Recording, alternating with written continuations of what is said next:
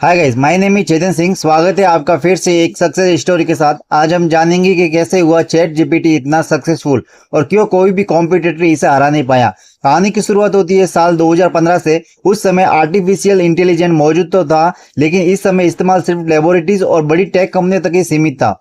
Google, Facebook और Microsoft जैसी बड़ी कंपनियां रिसर्च जरूर कर रही थी, लेकिन अब तक ऐसा कोई एआई सामने नहीं है जो आम लोगों की जिंदगी बदल सके।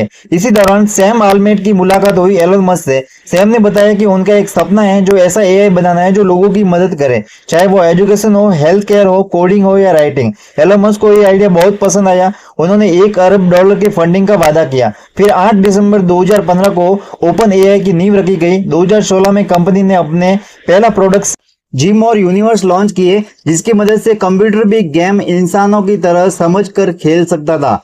लेकिन असली मोड़ तब आया जब सन 2018 में ओपन एआई ने लॉन्च किया GPT-1। ये ऐसा पहला मॉडल था जो टेक्स्ट को समझकर इंसानों के जैसी प्रतिक्रिया देने लगा था। भले ही ये छोटा मॉडल था, लेकिन इसके एक रिवॉल्यूशन से शुरुआत कर दी थी। सन 2019 में कंपनी तैयार थी GPT-2 लॉन्च करने के लिए, लेकिन तभी ओपन एआई को बड़ा झटका लगा। एलन मस्क ने अपनी कंपनी से एग्जिट लेने का फैसला किया। उनका कहना था कि अब वो टेस्ला पर ध्यान देना चाहते हैं।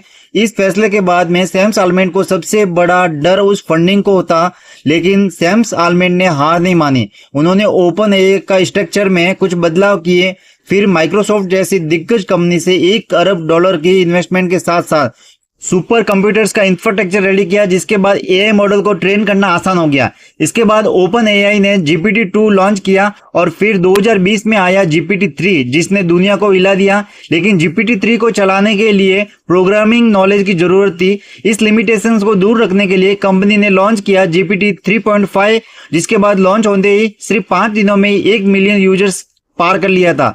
और यही से पल था जो चैट जीपीटी दुनिया भर में छा गया था।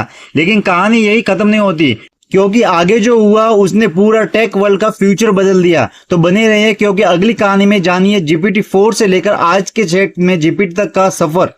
Thank you for watching.